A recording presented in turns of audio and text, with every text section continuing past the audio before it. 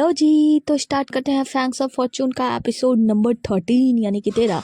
तो एपिसोड की स्टार्टिंग होती है और बताता है फेई कि जैसे मुझे फ्लैग की बीमारी लगने लगी थी, मैं फ्लैग की बीमारी को अपनी ठीक करने का पूरा प्रयास करता था, क्योंकि जब भी मैं लोगों के आसपास आता था तो उन लोगों को भी ऐसी ही बीमारी मेरी तरह फ्लैग की बीमारी लग जाती थी और वो लोग मर जाते थे।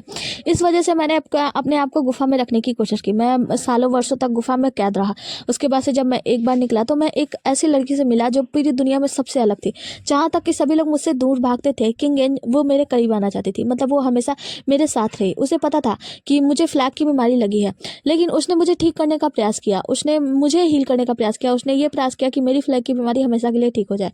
जब इस शहर में मतलब यहाँ पे सिहान वाटर लेक के पास जब मैं पहुंचा, यहाँ पे बहुत सारे लोगों की मौत हो गई और सभी लोगों ने उसे पूजा पाठ देना छोड़ दिया, उसे पूजना छोड़ दिया और सभी लोग वहाँ से दूर चले गए। बहुत सारे लोग मर गए। उस वक्त इन दोनों की छोटी सी लड़ाई हुई थी। मतलब वहाँ पे पता चलता है कि फेई जो होता है ना, वो किंगन के पास जाता है। किंगन कहती है कि दूर रहो मुझसे, तुम्हारी वजह से ये सब कुछ हुआ था, मेरी क्या गलती थी, मैं तो बस तुम्हारी बीमारी ठीक करना चाहती थी। लेकिन अब देखो यहाँ पे कोई भी नहीं रहा मेरी पूजा करने के लिए। ये सारी चीज़ें बता रहा होता है फेई, और वो बता रहा होता है कि कैसे किंगन ने हमेशा उसकी मदद करने की कोशिश की, लेकिन फेई की वजह से ये जो फ्लैग की बीमारी है वो लग गई। जिसके बाद से जब वो व्यक्ति यानी लीलून इन लोगों से मिला तो लीलून ने कहा कि जैसे ही गॉडेस बाईजी गॉडेस का जो सील है उसे तोड़ना चाहते हो तो तुम लोग जू यान के आंतरिक कोड को लाओ, जिससे यहाँ का जो सील है वो टूट जाएगा और यहाँ से बाहर जा सकती हो। इसीलिए मैंने किंगन की मदद की और मैंने ही यहाँ पे ये फ्लैग की बीमारी और ज़्यादा फैलाई ताकि और ज़्यादा लोग मरे, और तुम लोग यहाँ पे बचाव करने के लिए ज़रूर आओगे, जहाँ पे जू यान का जो आंतरिक कोड है वो हम ले लेंगे और इस सील को तोड़ सकेंगे।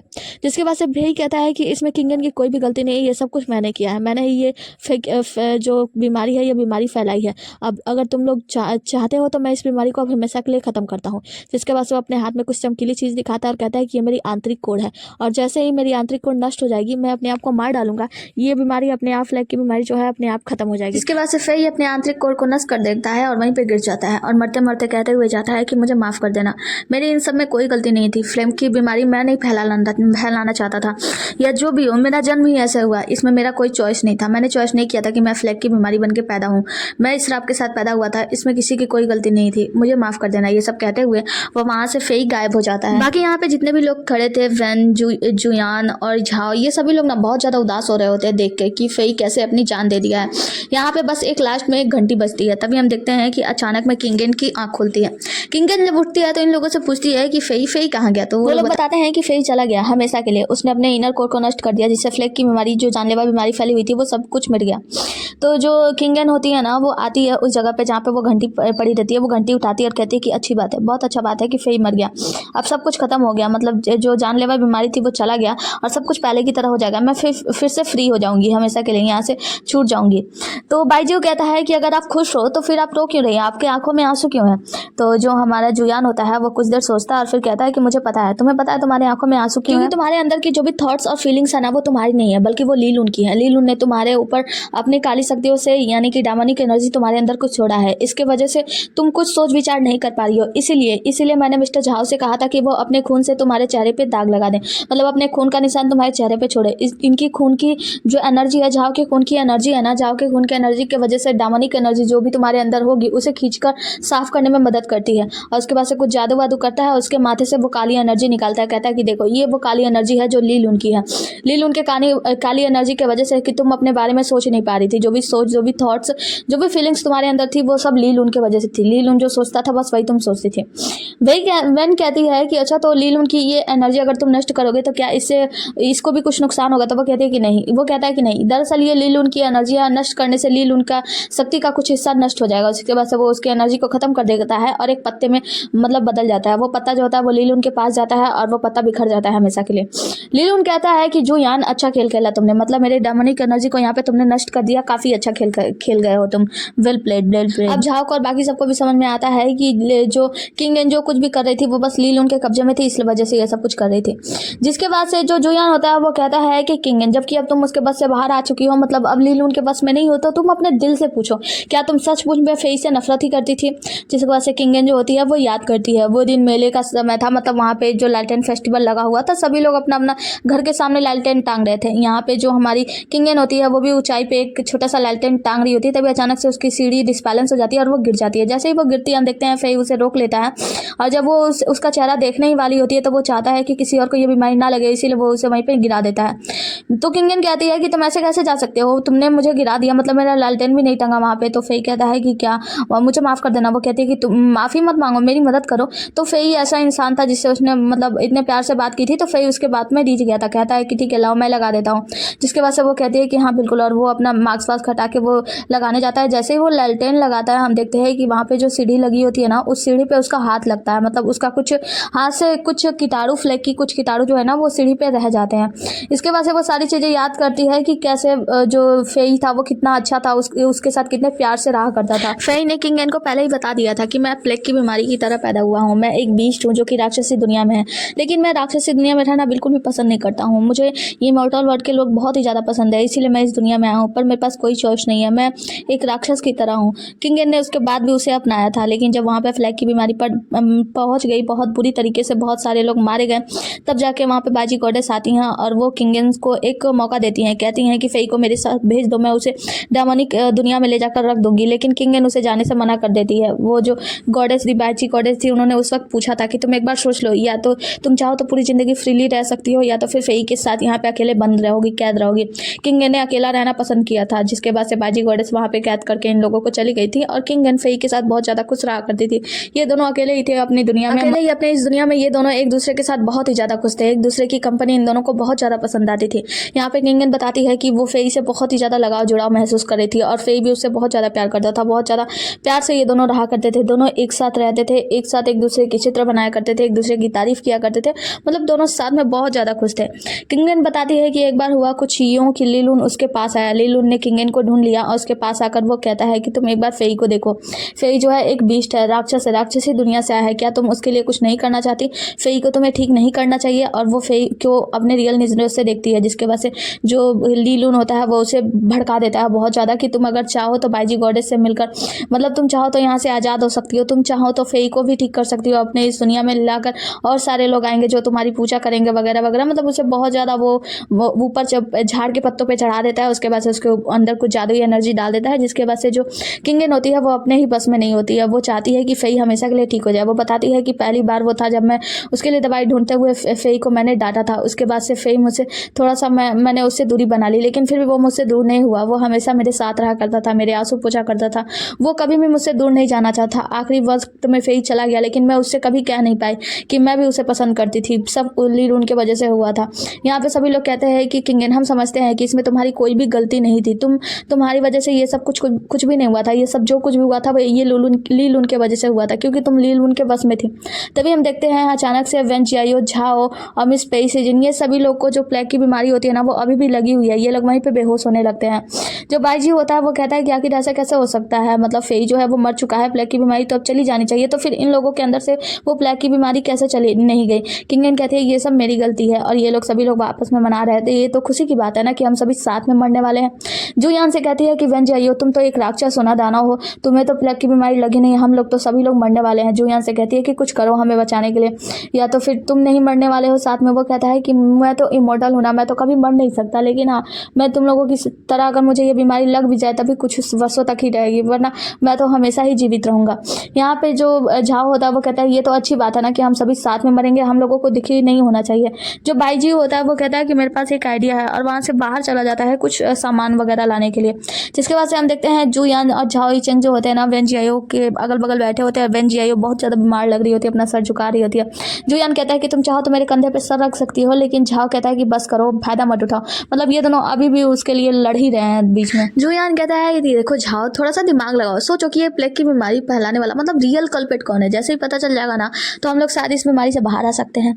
तो जो हमारी वेन होती है वो कहती है कि बस करो, सबको पता है कि ये सब लीलून का किया धरा है, लीलून ने ही तो उसके ऊपर काली एनर्जी रखी, जिसके वजह से वो उसके अंदर ऐसी सारी शक्ति आई थी, और उसने उस चाकू से घोंप दिया था, मतलब वो जो तीली नुमा चीज़ था उसे झाओ के अंदर में वो जहरीला पदार्थ फैला दिया था।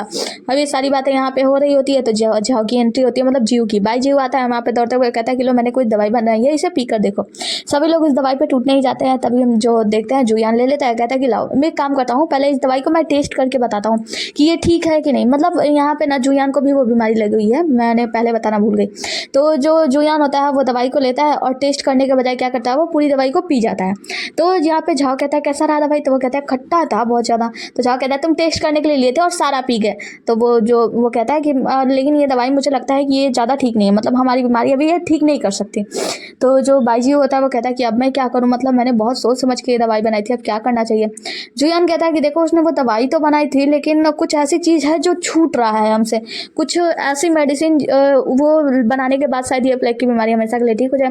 बाईजी जो होता है कुछ देर सोचता है और कहता है कि हाँ याद आ गया, और वो दौड़ते हुए उस पौधे के पास जाता है जहाँ पे किंगन रहा करती थी। वो उस पौधे को देखकर बहुत खुश होता है, कहता है कि इस पौधे से ही हमें उस दवाई की जो वो है मेडिसिन मिल सकती है। बाईजी के पास यहाँ पे इंगली भी आता है। अब ये दोनों लोग कुछ दिमाग वाग लगाते हैं कि यहाँ पे सारे सूखे पौधे हैं, जड़ें हैं, मतलब इसमें से हरी पत्तियां निकलेगी तभी तो वो दवाई बनेगा। तो जो जीव होता है ना वो थोड़ा सा अपना हाथ काटा होता है और वो उस पर लगा देता है पौधे पे, जिससे ना वो अचानक से पौधे में से ऐसे खून सा निकलने लगता है। फिर अचानक से उसमें ना नए पत्ते आ जाते हैं। जब नया पत्ता देखकर बाईजी बहुत ज़्यादा खुश हो जाता है, कहता है कि वाह हमें वो दवाई मिल गई। हम देखते हैं कि वो मतलब जो नया पत्ता निकला होता है ना उससे वो दवाई बनाता है और सबसे पहले झाओ पीता है। झाओ कहता है कि हाँ ये दवाई काफ़ी असरदार है, जिसके वजह से जीव कहता है कि आपका बहुत बहुत शुक्रिया, और बाहर जाता है तो बहुत ज़्यादा खुश हो जाता है। तो झाओ ये देखकर बहुत मतलब मुस्कुराता है कि देखो एक छोटा बच्चा कितना मुस्कुरा रहा है। इंगली जो होता है वो दवाई लेकर पेइसेजिन के पास जाता है। पेइसेजिन वो दवाई पीती है तो वो कहता है कि अच्छा तो है ना, तो वो कहती है कि हाँ। वो बताता है कि कैसे पौधे में से मिला के ये वो करके बनाया गया है, मैंने ये करके बनाया वो करके बनाया। पेइसेजिन को तो पता है कि ये दवाई जो है वो बाईजी ने बनाया है। तो वो कहती है कि हाँ बहुत, तो अभी मैं बहुत ज़्यादा थक गई हूँ, मुझे आराम करना है, और वो वहाँ पे सो जाती है। जिसके वजह से हम देखते हैं कि यहाँ पे जो वो होती है किंगन होती है वो अंदर अपने पौधे की तरफ जा रही होती है सोचती हुई, और बाहर से जो जुयान और वेंजियायो होते हैं ना, जुयान मतलब वेंजियायो जो होती है वो अपना वो बाजा बजा रही होती है, बांसुरी जो ली होती है वो बजा रही होती है, और वो बताती है कि किंगन इसमें तुम्हारी कोई गलती नहीं थी, लीलून की वजह से ये सब कुछ हुआ था, लीलून ने ये सब तुमसे करवाया था, इसीलिए मैं तुम्हें इस सजा से मुक्त करती हूँ, और ये दरवाजा जो है हमेशा के लिए खोला जाता है, अब तुम फ्री हो। मतलब वो जो मेन गेट पे जो ताला वाला लगा होता है उस ताले को बाईजी गॉडेस ने खोल दिया। किंगन को देखते हैं, किंगन जो होती है ना वो बाई के बारे में मतलब फेई के बारे में याद कर रही होती है कि फेई कैसे उससे बताया करता था कि वो कभी भी ऐसा बीस्ट नहीं बनना चाहता था, पता नहीं कैसे वो मतलब वो बीस्ट बन गया, ये एक उसकी बात है, मेरे भाग्य में नहीं था, मेरे हाथ में नहीं था, अगर मेरे हाथ में होता तो मैं एक छोटी सी चिड़िया बनता, चिड़िया बन के पूरी दुनिया घूमता, मेरे छोटे छोटे चिड़िया मतलब बर्ड्स फ्रेंड होते हैं वगैरह वगैरह, बहुत सारी बातें वो फेई को बताया करता था। तो किंगन ये सारी बातें याद करती है फेई के बारे में, और फिर वो उस कमरे से बाहर निकलती है वो ताला लेकर कि हाँ चलो अब सब कुछ आज़ाद हो गया। जिसके बाद से सीन कट होता है, हम देखते हैं कि जो जुयान होता है ना वो आकर फेई को एक सेल देता है, कहता है ये रानी की सेल है किंगन, ये सेल रखो, जब भी तुम चाहो ना इस सेल के मदद से तुम सपने में जा सकती हो, उन मीठे सपनों में जहाँ तुम फेई के साथ रहा करती थी, उसके साथ बिताए हुए पलों को दोबारा जी सकती हो, उसके साथ पल बिता सकती हो। तो जो किंगन होती है वो कहती है कि क्या तुम्हें मेरी चिट्ठी मिली, तो वो कहता है कि हाँ चिट्ठी तो मिली पर मुझे नहीं, जुयान को, जुयान ने तुम्हारे लेटर को पढ़ा था। जहाँ पे हम देखते हैं कि जुयान को नहीं मतलब झाओ वो लेटर पढ़ रहा था, झाओ मतलब पढ़ रहा था कि कैसे किंगन ने लिखा था कि अगर मुझे मौका मिला तुम्हारे साथ सपनों में रहने का है ना, तो मैं तुम्हारे साथ सपनों में जाने के लिए मैं हमेशा सोई ही रहूँगी, मैं कभी उठूँगी नहीं उन सपनों से बाहर, मतलब मैं तुम्हारे साथ हमेशा रहना चाहती हूँ, ये सारी बातें करके। तो जो झाओ होता है ना वो सारा ये कुछ पढ़ रहा होता है, और वहीं पे पेइसेजिन होती है, और यहाँ पे जो इंगली होता है वो अपने चिकनी चुपड़ी बातें इन लोगों से कर रहा होता है। झाओ कहता है कि एक बात बताओ पेइसेजिन, ये इंगली हमेशा से ऐसा पागलों की तरह व्यवहार करता है क्या? तो जो पेइसेजिन होती है वो कहती है कि हाँ वो पागल ही है। जिसकी वजह से झाओ कहता है कि अच्छा बताओ कि हमारा छोटा बाईजी कहाँ है, तो वो बताती है कि वो अंदर है, जहाँ पे अंदर में हम देखते हैं बाईजी जो होता है ना इस पौधे के पास होता है। बाईजी उस पौधे के इधर उधर टच कर रहा होता है, उसके हाथ में मतलब कट लगा होता है, जिससे छोटा सा खून का हिस्सा उस पौधे के टहनी पे लग जाता है, और वो पौधा जो होता है ना अजीब सा कलर बदलने लगता है। फिर कोई टहनी आकर उसका पैर पकड़ लेती है और उसे बचपन की यादें आने लगती हैं, जहाँ पे बचपन में वो कैसे भाग रहा था अपने पिताजी के हाथ में काट कर या किसी के हाथ में काट कर, तभी एक टहनी या पैर का जो वो था ना उसके पैर को बांध लिया था। ये सारी बातें याद करने के बाद हम देखते हैं ना बाईजी वहीं पे स्तब्ध बैठा होता है, और आकर जो झाओ होता है वो उसे जगा रहता है, बाईजी क्या तुम मेरी बात सुन रहे हो? उसके करीब आकर उसे टच करता है, तो वो कहता है कि हाँ झाओ ब्रदर क्या हुआ? तो वो कहता है क्या हुआ, तुम किस याद में खो गए? तो वो कहता है कि दरअसल मेरी माँ जो है ना उसे ऐसे ही किसी पौधे ने जान से मार दिया था। तो वो कहता है कि अच्छा इसीलिए क्या तुम्हें पौधे से डर लगता है? बाईजी बताता है कि हाँ मैं आज भी पौधों से बहुत ज़्यादा डरता हूँ। वो कहता है झाओ क्या तुम्हें अभी भी डायमंड्स से डर लगता है ना? तो वो कहता है कि हाँ मुझे बहुत ज़्यादा डर लगता है, इसीलिए तो मैं डायमंड से बहुत ज़्यादा डरता हूँ कि कहीं वो आकर मुझे मतलब सब कुछ ख़त्म ना कर दें। जो झाओ होता है वो बताता है कि तुम्हें पता है मेरे घर के अंदर एक पौधा हुआ करता था, जब मेरे पिता और मेरे भाई बाहर कहीं चले जाते थे ना तो मैं उस पौधे से बात किया करता था, उसे अपने गले लगाया करता था। कभी कभी तो मैं उसी पौधे को गले लगाए लगाए सो जाता था, क्योंकि मुझे ऐसा फील होता था कि वो पौधा हमेशा मेरी रक्षा करेगा। तो तुम जिस प्रकार से पौधों को देखना चाहोगे ना, ये पौधे तो बेजान होते हैं, लेकिन इनके अंदर भी एक छोटी सी जान छिपी होती है। अगर तुम उनसे प्यार से बात करोगे, प्यार से रहोगे ना, तो वो पौधे कभी तुम्हारा कोई भी नुकसान नहीं पहुंचाएंगे। हाँ, डेमन्स होते हैं ऐसे बुरे भले जो कभी पौधों का रूप करके, कभी किसी का रूप धारण करके ऐसा वैसा करते हैं, लेकिन सभी पौधे ऐसे नहीं होते। पौधे तो बहुत अच्छे होते हैं, मतलब बहुत सारी प्यारी प्यारी बातें समझाता है झाओ, जिसके बाद से बाईजू कहता है कि हाँ आप सही कह रहे हो। जिसके बाद से जो झाओ होता है वो कहता है क्या तुम्हें अभी भी राक्षसों से डर लगता है? वो कहता है कि हाँ मुझे अभी भी डेमन से बहुत ज़्यादा डर लगता है। तो जो झाओ होते हैं वो कहते हैं सचमुच? तो वो कहता है कि हाँ बहुत डर लगता है, लेकिन बताए झाओ ब्रदर, जब भी आप मेरे साथ रहते हो ना, मुझे इन जानवरों से, इन राक्षसों से, इन भेड़ियों से, मतलब किसी से भी डरने की कोई आवश्यकता है नहीं। जब तक आप हो, आपके साथ ये क्लाउड लाइट तलवार है, इसी वजह से तो मैं हमेशा से निडर रहता हूँ। झाओ कहता है बहुत अच्छी बात है, गुड बॉय, तुम हमेशा मेरे साथ रहोगे और तुम चिंता मत करना, मैं कभी तुम्हें कुछ भी होने नहीं दूंगा। ये सारी चीज़ें समझाने के बाद झाओ इचिंग जो होता है ना, उससे मतलब समझा लेता है। तभी हम देखते हैं लीलोन को दिखाया जाता है। लीलोन कहता है कि जुयान बहुत अच्छा गेम खेले हो तुम, चलो ठीक है। फिर नेक्स्ट देखते हैं क्या होता है। मतलब जो लीलून होता है वो तो घायल शेर है, क्योंकि इस बार भी वो घायल ही हो चुका है। तो वो जुयान से कहता है कि जुयान तुमने अच्छा खेला, लेकिन अगला पार्ट क्या होगा ये तुम सोच भी नहीं सकते। सोचो आगे क्या होने वाला है, तुम सोच भी नहीं पाओगे आगे क्या क्या होगा। हाँ, तो इसी के साथ ये एपिसोड समाप्त करते हैं। मिलते हैं अगले एपिसोड में, तब तक के लिए बने रहिए हमारे साथ। Tata bye bye, take care, okay bye bye. और हाँ, वीडियो को लाइक किए बिना बिल्कुल मत जाना, ओके।